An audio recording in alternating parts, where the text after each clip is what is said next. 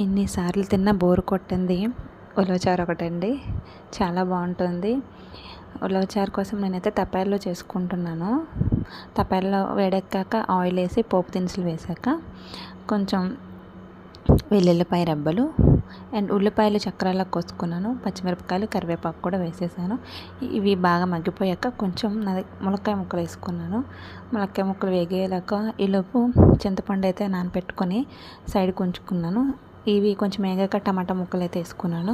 టమాటాలు వేసాక కలిపేసి మూత పెట్టేశాను. కొద్దిసేపు మగ్గిపోయాక దీంట్లో నేను కల్లుప్పే వాడతానండి. ఎక్కువ కల్లుప్పే యూస్ చేస్తాను.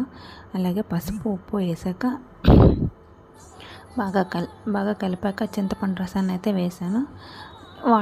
చింతపండు రసం వేసి ఇంకొంచెం ఎక్స్ట్రా 2 గ్లాసెస్ వాటర్ వేసుకొని కారం కూడా వేసుకున్నానండి. ఉలవపిండిని అయితే బౌల్లో వాటర్ వేసి కలుపుకొని ఉంచాను.